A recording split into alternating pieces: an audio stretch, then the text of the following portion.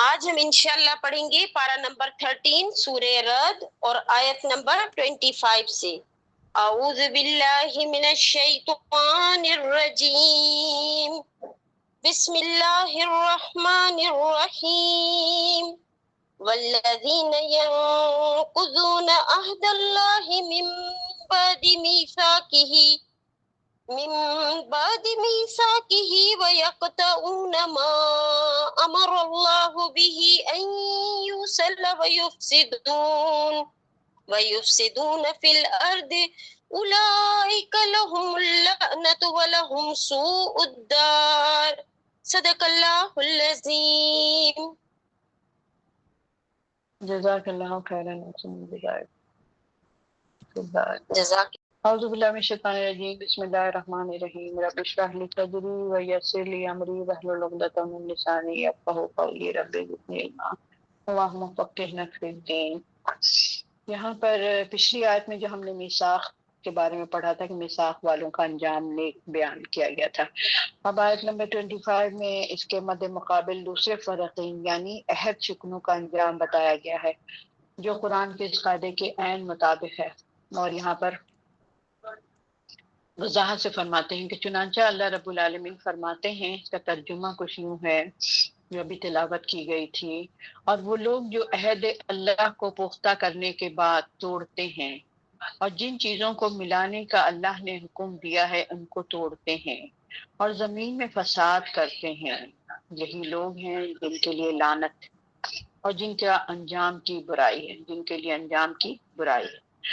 اب یہاں ہم دیکھتے ہیں اللہ تعالیٰ کیا فرماتے ہیں، اس کی تھوڑی تفصیل ہم لوگ چلتے ہیں کہ گزشتہ لوگوں کو اللہ تعالیٰ نے ارباب عقل فرمایا تھا، گزشتہ لوگوں کو ارباب عقل فرمایا تھا، ان کے مقابلے میں یہ لوگ جو اس وقت زیر بحث تھے بے عقل لوگ تھے، بے وقوف لوگ تھے، بے بصیرت لوگ تھے، انہوں نے صرف دنیا کو مد نظر رکھا ہوا تھا۔ اب ہم دیکھیں اس وقت کے وقت اور آج کے وقت میں بھی ہم دیکھیں موازنہ کرتے ہیں، اور اصل وطن کو انہوں نے بھلا دیا تھا، انہوں نے عرضی فطرتی عہد کو بھلا دیا تھا، جو فطری ہماری جو ہمیشہ کے لیے اللہ نے بنائی ہمارے اندر فطرتی، جسے اللہ نے آدم علیہ السلام اور اولاد علیہ السلام کے ساتھ باندھا تھا، یعنی کہ اللہ نے ہم سے ایک عہد لیا تھا تمام روحوں سے کہ تم لوگ سب کو مسلم ہی بن کے رہنا ہے، کیونکہ میں مطلب رب ہوں، میں تم لوگوں کو بنانے والا ہوں، میں تمہارا مالک ہوں، آقا ہوں، تو میں جیسے جیسے گائیڈ کروں گا تم ویسے ویسے چلنا۔ جیسے والدین ہوتے ہیں تو والدین کے پاس بچے ہوتے ہیں، ان کو ویسے ہی گائیڈ کرتے ہیں، پھر وہ بچے اپنے گھر سے سیکھ کر جاتے ہیں جب بڑے ہو جاتے ہیں۔ تو اسی طرح اللہ تعالیٰ نے ہمیں بھی ایک سب کو، ساری روحوں کو، چاہے وہ کافر کی ہو یا مشرک کی ہو یا مسلمانوں کی ہو، سب کو اکٹھے کر کے کہا تھا کہ میں تمہارا رب ہوں، سب نے کہا ہاں آپ ہی ہمارے رب ہیں۔ تو اس کے بعد پھر کیا ہوا، جب اللہ تعالیٰ نے دنیا میں بھیجا تو ابھی تو ہم نہیں یاد رکھتے ہیں کہ آپ ہی ہمارے رب ہیں، یا ہم تو یاد رکھتے ہیں لیکن مشرکین اور کافرین تو اس بات کو نہیں سمجھ رہے ہوتے ہیں۔ تو پھر کیا ہوتا ہے، اللہ نے جو آزمائش کے لیے ہمیں دنیا میں اختیار دے کے جو بھیجا تھا نا انسان کو، تمام انسانوں کو اللہ تعالیٰ نے اختیار دے کے بھیجا، اب ہم اس اختیار کا ناجائز فائدہ اٹھاتے ہیں کہ یہ بھائی اللہ نے ہمیں اختیار دیا، ہم ٹھیک ہے کر تو رہے ہیں، کبھی کر لیں گے کبھی نہیں کریں گے، تو اختیار کا جو ہے ہم لوگ ناجائز فائدہ اٹھاتے ہیں۔ اس میں پھر کیا ہوتا ہے، جو مشرک کے گھر میں پیدا ہوا وہ پھر مشرک بن جاتا ہے، جو یہودی کے گھر میں پیدا ہوا وہ یہودی بن جاتا ہے، اور مسلمان کے گھر میں پیدا ہوا تو وہ مسلمان بن جاتا ہے۔ ایک بڑی پیاری کتاب ہے، یہ ہماری تفصیل مکمل ہو جائے دن کی کلاس کی تو ہم انشاءاللہ وہی کتاب شروع کریں گے۔ تو اس میں پھر کیا ہوتا ہے، اس میں بتاتے ہیں کہ انسان جو ہے عین فطرت کے مطابق اللہ تعالیٰ نے ہر ایک کو بھیجا ہے، اب وہ کسی اس کے مشرک کے گھر میں پیدا ہوا تو وہ مشرک بن گیا، اس نے اس کو اس طرح سکھایا۔ ہمارے یہاں پیدا ہوا تو ہم نے اس کو اذان دیا اس کے کانوں میں، اور ہم نے اس کو نماز سکھایا اور اللہ کا کلمہ سکھایا۔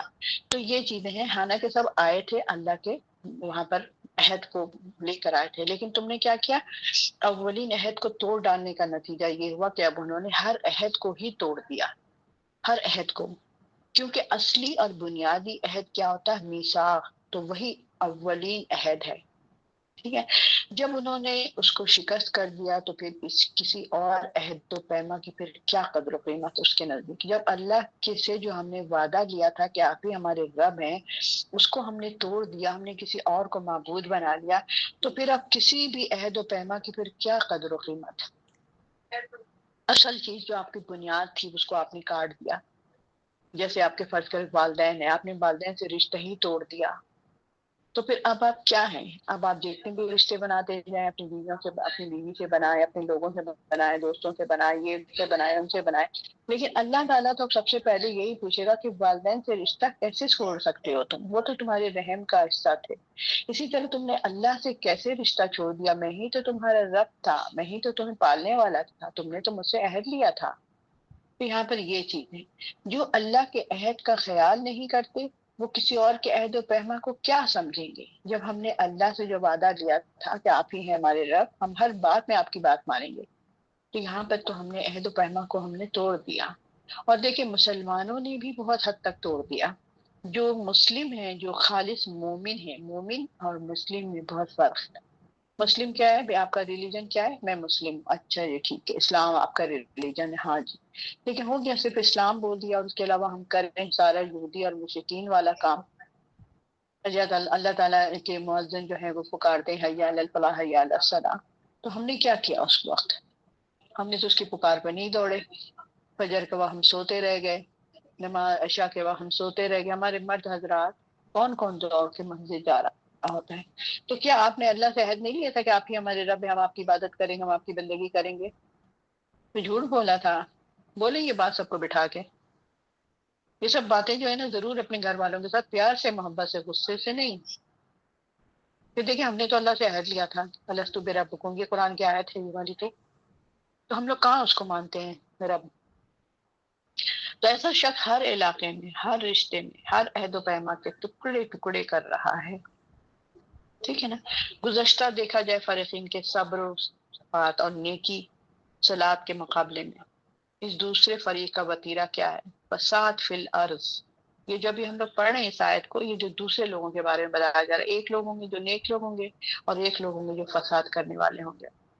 فساد فی الارض، اس کی ایک شکل یہ بھی ہے جیسے کہ آپ نے دھوکے سے آپ نے کسی سے مال نکلوا لیا، دھوکے سے آپ نے کسی کے اکاؤنٹ پر قبضہ کر لیا، دھوکے سے آپ نے اس کو بیوقوف بنا کر اس کے سارے پیسے نکلوا لیے.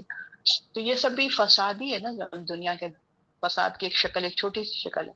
فساد تو بہت طریقے سے ہو رہا ہے. تو یہاں پر جو بات کی جا رہی ہے وہ دوسرے فرقین جو لوگ فساد کرنے والے ہوتے ہیں، جب اللہ کو نہیں مانیں گے اپنا رب تو فساد کریں گے. تو اس آیتوں سے نیکی کا ترک کر دینا فساد ہے. یہ والی بات بہت اہم ہے، اس کو نوٹ کریں. اس آیت کے روح سے نیکی کا فساد ہے. جب ہم نیکی چھوڑ دیں گے تو کیا کریں گے؟ برائی کریں گے، شر کریں گے. اللہ نے کہا کہ غیبت نہ کرو، نہیں ہم تو غیبت کریں گے. تو یعنی کیا غیبت کر رہے ہیں آپ بیٹھ کر؟ تجسس ہے، ٹو ہے، آپ زنا کر رہے ہیں، شراب پی رہے ہیں، آپ دوسروں کا مال کھا رہے ہیں، دوسروں کا ہر چیز ہڑپ کر رہے ہیں، جو بھی کچھ ہے وہ کیا ہے؟ وہ سب جو نیکی تھی جو اللہ تعالیٰ نے قرآن میں آیتیں بتا بتا کے ہمیں سمجھایا کہ یہ نہیں کرنا اور یہ کرنا، یہ نہیں کرنا اور یہ کرنا. ابھی میں نے سورہ بقرہ میں سے یہاں پر دو دن سے میں نے شروع کیا کہ اس کے میں تمام احکامات نکال رہی ہوں، اور پھر اس کو میں آپ لوگ کو ریکارڈنگ کر کے بھیجوں گی. تو آپ لوگ سنیے گا کہ دوسرے بقرہ میں اللہ تعالیٰ نے چھوٹی چھوٹی باتیں ہمیں کہا ہے کہ یہ کرو، یہ کرو، یہ کرو، یہ کرو، یہ کرو. ٹھیک ہے. تو اسی طریقے سے ہمیں پتہ ہونا چاہیے کہ اللہ تعالیٰ نے ہمیں کیا کیا چیزوں سے روکا ہے اور کیا کیا چیزیں کرنے کے لیے کہا ہے. تو اس آیت کے روز سے کیا ہوتا ہے؟ نیکی کا ترک کر دینا ہی دراصل فساد ہے، اور زمین میں فساد ہے. اگر فرض کرے میں ایک مال میں فروخت کرتی ہوں، میں اس کو جھوٹ بول کر، اس کے مال خراب ہے جھوٹ بول کر میں اس کو دے رہی ہوں، ناپ تول میں کمی کر رہی ہوں، وعدہ کر کے وعدہ خلافی سے کر رہی ہوں، تو یہ کیا ہو رہا ہے؟ فسادی مچے گا نا. پھر خون بہائیں گے ایک دوسرے کا، پھر لڑے جھگڑیں گے. تو میری زمین پر قبضہ کیسے کر لیا، میری گاڑی کیسے چوری کر لی، میرا موبائل کیوں اٹھا لیا تم نے، کیوں چوری کیا؟ تو فسادی ہے نا یہ. کیوں کر رہا ہے وہ سب انسان کام؟ اس لیے کہ وہ نیک نہیں ہے، وہ فسادی ہے. زمین میں فساد مچانے کے لیے آیا ہے، کسی کی گاڑیاں چوری کر رہا ہے، کسی کا کچھ کر رہا ہے، کسی کا کچھ کر رہا ہے. تو یہ کیا ہے؟ تو یہ شاید کے روز سے نیکی کا ترک کر دینا ہی فساد ہے، اور یہ بات ہمیں دنیا میں عملاً نظر بھی آتی ہے، بالکل نظر آتی ہے، ہر طرف نظر آتی ہے، بکھری ہوئی نشانیاں ہیں۔ جو ہم لوگ زندگی میں جو کام کرتے ہیں نا، وہی ساری چیزیں قرآن کے اندر موجود ہیں۔ اگر فرض کریں کہ ہم نے کسی کی کوئی چیز چوری کر لی، تو اللہ تعالیٰ نے تو منع کیا، اور اللہ تعالیٰ نے اس کی سخت سزا رکھی ہے کہ چاہے مرد چوری کرے تو اس کے ہاتھ کاٹ دو، اور عورت چوری کرے تو اس کے ہاتھ کاٹ دو۔ ہم چوری بھی کریں گے اور ہمارا ہاتھ بھی نہیں کٹے گا، کیونکہ جو ہاتھ کاٹنے والے ہیں وہ بھی کمزور ہیں، وہ بھی فساد فی الارض ہیں، انہیں بھی قرآن کی باتوں کو نہیں ماننا، اللہ کے کلام کو نہیں سننا، نظام نافذ نہیں کرنا، اللہ کے دستور کے مطابق زندگی کو نہیں لے کر چلانا ہے، تو وہ بھی خراب ہوئے۔ اور اس کے ساتھ ساتھ جس نے چوری کی ہے وہ بھی فساد فی الارض کر رہا ہے، کیونکہ اس نے بھی قرآن چھوڑ دیا، اس نے بھی کلمہ چھوڑ دیا، اس نے بھی آیات پڑھنا چھوڑ دی۔ چھوڑی کیا مطلب؟ پڑھی ہی نہیں۔ جو لوگ پڑھ لیتے ہیں تو وہ ڈر جاتے ہیں، اور اگر انسان شیطان ہمیں بہلاوے دیتا ہے، پھسلا کے ہمیں کہیں سے کہیں لے جاتا ہے، شیطان کہیں سے کہیں لے جاتا ہے، تو ہم کیا کرتے ہیں؟ ہم بھی اسی راستے پہ چل پڑتے ہیں۔ لیکن اگر ہمارا رشتہ قرآن کے ساتھ ہوگا تو ہم پلٹ پلٹ کر واپس آئیں گے۔ اور صرف رشتہ ہی نہیں، اگر ہمارا فرض کر دل نہیں چاہ رہا درس سننے کا، یا ہم قرآن کی طرف سے ہم ہٹتے چلے جا رہے ہیں، تو پھر ہمیں بہت فکر کرنی چاہیے کہ اللہ ایسا نہ ہو کہ سچ مچ اللہ ہمیں ہٹا دے۔ یا مقلب القلوب ثبت قلبی علی دینک، اے دلوں کو پلٹنے والے رب، میرے دل کو اپنے دین کی طرف پلٹ دے، دین کی طرف پلٹ دے۔ دعا مانگے، صبح شام دعا مانگے۔ اللہ کے نبی صلی اللہ علیہ وسلم بہت دعا مانگا کرتے تھے، اور کیوں مانگتے تھے؟ وہ خود تو بہت اچھے انسان تھے، وہ ہمارے اور آپ کے لیے سمجھانے کے لیے بھی، کیونکہ آپ صلی اللہ علیہ وسلم جو بھی کام کرتے تھے اسے ہمیں کرنا چاہیے، فالو کرنا چاہیے۔ تو آپ صلی اللہ علیہ وسلم نے ہمارے لیے ایک مشعل راہ تھے، ہمارے لیے ہماری زندگیوں کو سنوارتے تھے، ہماری برائیوں کو ختم کرتے تھے، وہ ہماری نیکی کے حریص تھے وہ، ٹھیک ہے؟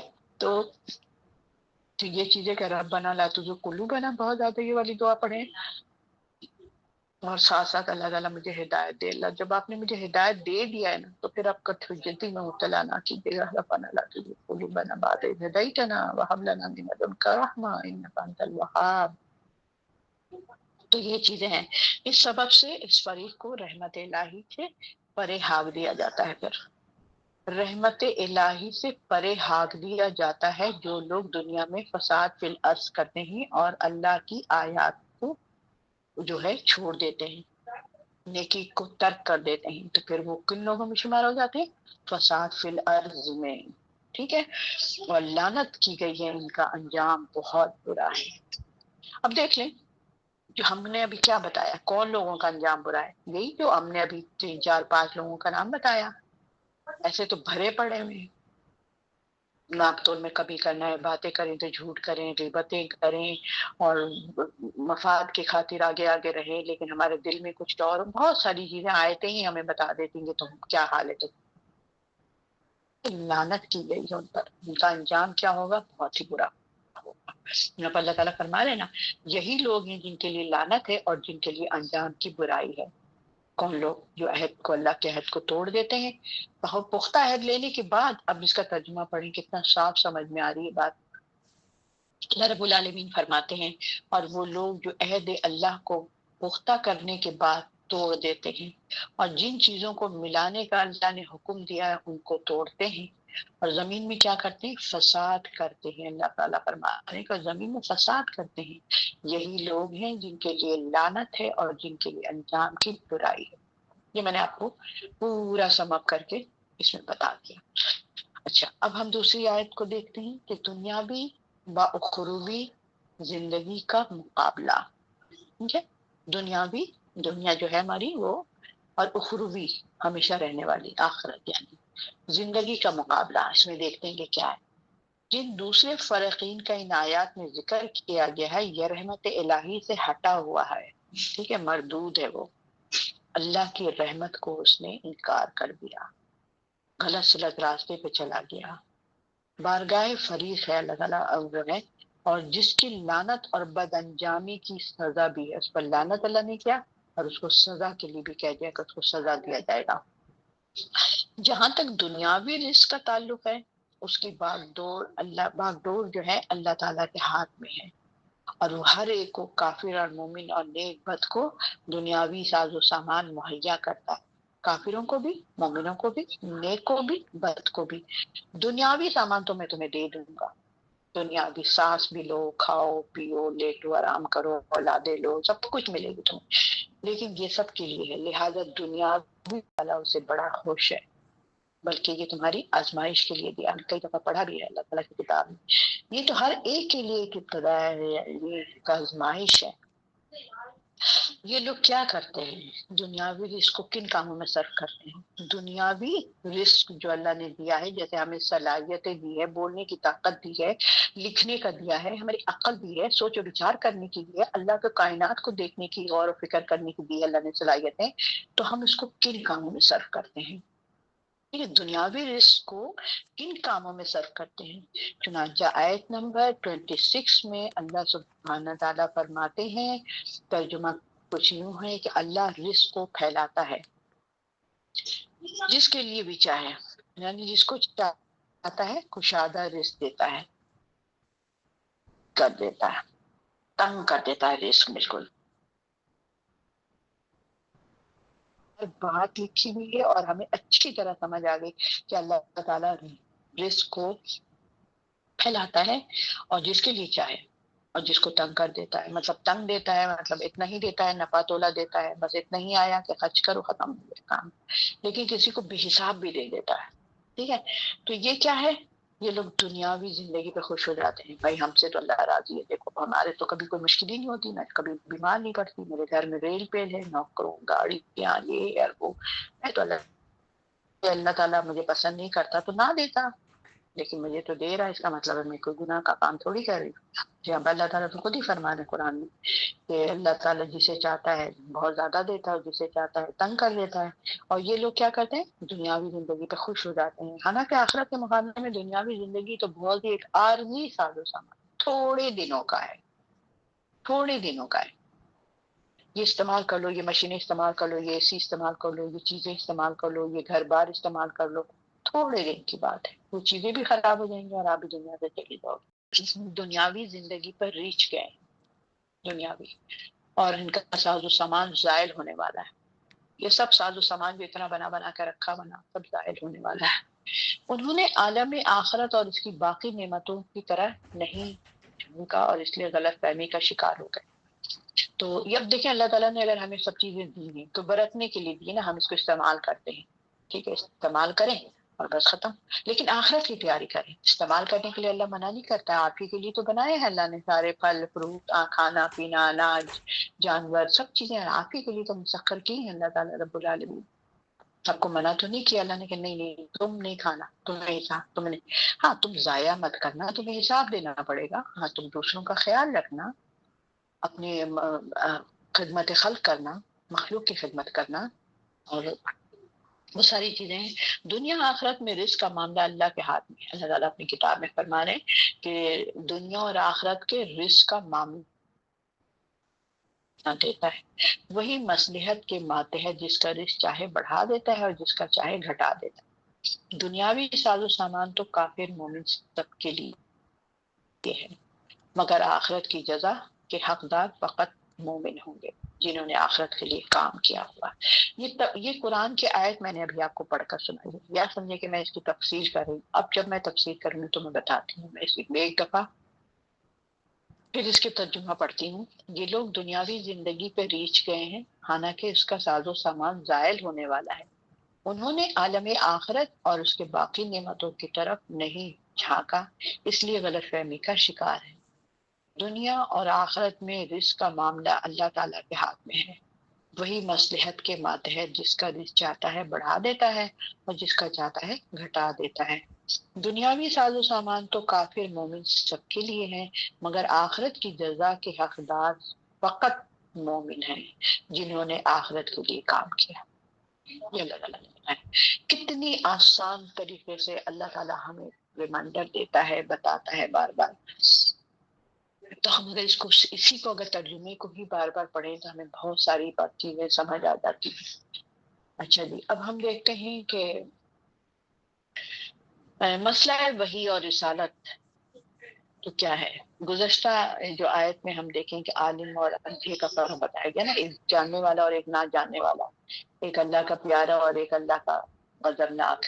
ان اندھوں کا کچھ ذکر کیا جا رہا ہے جس کو نفس الآفاق کی آیات نظر نہیں آتی، جن کو النفس عاقد، اپنے نفس، اپنی خواہشات، اپنے جسم، اپنا بناوٹیں، اپنی پیدائش بھی ان کو نظر نہیں آتی ہے، اور اپنے نفس کا بھی نہیں ہوتے، اور آفاق کی آیات بھی ان کو نظر نہیں آتی۔ جب بھی یہ میں آفاق کی بات پڑھتی ہوں مجھے بہت ہی اچھا لگتا ہے۔ اللہ تعالیٰ آفاق کے ذریعے اپنے آپ کو منواتا ہے کہ تم اسے دیکھو تو مجھے دیکھو گے، تم آفاق کے آسمان کے بادلوں کو دیکھو، اس کے کلر کو دیکھو، سورج کو نکلنا دیکھو، سورج کے غروب ہونے کا وقت دیکھو، اور کیسے آسمانوں پہ لالی چھا جاتی ہے، کتنا خوبصورت سما ہوتا ہے۔ یہ سب میں ہوں، میں آفاق میں ہوں۔ اللہ رب العالمین کہتے ہیں آفاق کی آیات پر نظر تو ڈالو، غور تو کرو۔ اب ہم صرف یہ نہیں، قرآن تو ہم اٹھائیں گے نا، ہم سمجھیں گے میں اللہ سے بات، آپ قرآن اٹھا کر اللہ کے سے باتیں کر رہی ہیں، لیکن آپ غور و خوض تو آپ باہر جا کر کریں گی نا۔ جب آپ کوئی پھل کو دیکھیں گے، اللہ تعالیٰ نے پھل کا ذکر کیا، باغ کا ذکر کیا، اور کتنی ساری مدنیات کا ذکر کیا کہ زمین کے اندر، پہاڑوں کے اندر کیا کیا چھپا ہوا ہے، آسمانوں کے اوپر کیا کیا چیزیں اتر رہی ہیں، اور ہر چیز اللہ کی تسبیح کر رہی ہے۔ تو کیا ہے؟ آفاق کی آیات نظر آ، وہ آیات معجزات کا مطالبہ کرتے ہیں، وہ آیات جو ہوتی ہیں معجزات دکھائیں، معجزات دکھائیں۔ ارے بھائی، سورت کے پہلے حصے میں بھی اسی مضمون پر گفتگو ہوئی ہے، اور یہاں پر کفار کا جو مطالبہ تھا، آیت میں فرمایا گیا کہ آیت تو اللہ تعالیٰ کے پاس ہے، آیات یعنی اللہ کا کلام تو اللہ نے بتایا ہمیں نا، اللہ کے پاس ہے، اور رسول کی حیثیت اس کی کیا ہے؟ پہنچا دینے کی ہے، بتا دینے کی ہے، پڑھ کر سنا دینے کی ہے۔ اب دیکھیں ہم لوگ یہاں پر کیا کام کر رہے ہیں؟ رسولوں والا کام کر رہے ہیں۔ ہم نے کہاں سے سیکھا کہ ہم نے بتانا چاہیے دوسروں کو؟ یا تبلیغ جو لوگ کرتے ہیں انہوں نے کہاں سے سیکھا یہ بات کہ ہمیں یہ کام کرنا چاہیے؟ کہ انہوں نے نبی سے سیکھا کہ نبی صلی اللہ علیہ وسلم یہ کام کرتے تھے تو میں بھی کروں گی۔ ہم لوگ کہتے ہیں نا نبی صلی اللہ علیہ وسلم اس طرح کھاتے تھے، اس طرح پیتے تھے، اس طرح سوتے تھے، اس طرح معاملات کرتے تھے، ہم ان کی پیروی کرتے ہیں نا، ہم ان کے حدیث پر عمل کرتے ہیں۔ تو یہ بھی تو نبی صلی اللہ علیہ وسلم نے کیا نا، تبلیغ کا کام کیا، پہنچا دو چاہے میری ایک آیت ہی کیوں نہ ہو، تمہیں پہنچانا ہے۔ تو ہم یہاں پر آ کے کیوں ڈنڈی مار لیتے ہیں یا سستی کر لیتے ہیں؟ یہاں پر کیوں آ کر؟ باقی چیزیں جو ہمیں حلوہ حلوہ سی ہوتی ہے، نرم نرم ہوتی ہے، وہ کہتے ہیں نا ہر میٹھا میٹھا ہپ ہپ اور کڑوا کڑوا تھو تھو، تو بس جو آیت ہمیں اچھی لگیں گی وہ ہم کر لیں گے، جو نہیں سمجھ آئے گی، مطلب جو مشکل لگے گی تو ہم اسے چھوڑ دیں گے۔ اب ایک عورت ہے جو پردہ نہیں کرتی، آپ اس کو کہیں تم پردہ کر کے نکلو گھر سے باہر، وہ کہے گی دماغ خراب ہے، میں کیوں نکلوں، میرا تو حلیہ ہی خراب ہو جائے گا۔ تو یہ کیا ہوتا ہے پھر؟ یہ حلیہ نہیں خراب ہو جائے گا، آپ کا کیا مسئلہ ہوگا؟ اب اللہ کیا پکڑی جائیں گی؟ تو یہ سب مشکل ہو جاتی ہے نا۔ اب ان آیات میں ہدایت اور ضلالت کے اسباب پر بات ہو رہی ہے۔ اس آیت میں جب بھی میں نے پڑھ کے سنایا، اس میں ہدایت اور ضلالت کے اسباب پر بات ہو رہی ہے۔ ہدایت کیسے ملے گی، ضلالت کیسے ملے گی؟ قرآن کی ہدایت کے متعلق بعض قلوب تو وہ ہیں جو اللہ کے ذکر کے ساتھ مطمئن ہو جاتے ہیں۔ بعض لوگ کیا ہوتے ہیں، قرآن کی جب آیت پڑھتے ہیں تو ان کا دل بڑا خوش ہوتا ہے، ہدایت مل جاتی ہے ان کو، اور ان کے مطلب دل ان کا لرز جاتا ہے، آنکھوں سے آنسو جاری ہو جاتی ہیں۔ یہ قرآن میں لکھا ہوا ہے، ان کی آنکھوں سے آنسو جاری ہو جاتے ہیں، ان کے رونگٹے کھڑے ہو جاتے ہیں۔ جب ہم نے ابھی صبح کی کلاس کی یا کل کی، میں نے کہا کہ ڈر لگتا ہے، تو کہنے لگے ہمیں تو ہچکی آ گئی، ہمیں تو رونا شروع کر دیا میں نے اس آیت کے اوپر، صبح والی آیت جو تھی ہماری۔ تو اس میں کیا ہوتا ہے، آپ کے دل کی کیفیت کیسی ہوتی ہے؟ تو قرآن کی ہدایت کے مطابق بعض قلوب تو وہ ہیں جو اللہ کے ذکر کے ساتھ مطمئن ہو جاتے ہیں، ان میں خلف اضطراب نہیں ہوتا، ان کے اندر کوئی بے چینی نہیں ہوتی۔ جب میں یہ کام کر رہی ہوں تو میں کیوں ڈروں گی؟ پھر میں مثقال ذرۃ خیر یرا مثقال ذرۃ شر یرا، جس نے ذرہ برابر بھی برائی کرے گا وہ بھی دیکھ لے گا، اور جو ذرہ برابر نیکی کرے گا وہ بھی دیکھ لے گا۔ تو پھر ڈرنے کی کیا بات ہے اگر آپ نیکی کا کام کر رہے ہیں؟ ابھی آپ قرآن سن رہی ہیں نا، اگر آپ کا دل بھی یہاں پر ہے، آپ کا کوئی مطلب نہیں ہے کہ بھائی ہم وہ کریں، اچھا مطلب ہے کہ ہمیں اللہ کی آیت سنیں گے، ہم اس پر عمل کریں گے، ہمیں اچھا لگتا ہے، تو پھر آپ کو ڈرنے کی کیا بات ہے؟ ہاں اگر آپ یہاں پہ کسی اور مطلب سے آئی ہیں، جیسے ابھی ایک صاحبہ نے اپنا حرکتیں دکھا دی، تو پھر کیا ہے، آپ کسی اور مطلب سے آئی ہیں، تو پھر یہاں پر تو پھر بے چینی ہوگی. تو ان کا کیا ہوتا ہے، اضطراب نہیں ہوتا ہے، نہ وہ آیات وہ کرتے ہیں. ان کے سامنے جو بھی قرآن، یہ قرآن ہے جو اتنا پرتاثیر ہے، اس قرآن کے اندر کیسی زبردست تاثیر ہے نا کہ دل مطمئن ہو جاتا ہے، دل سکون پا دیتا ہے.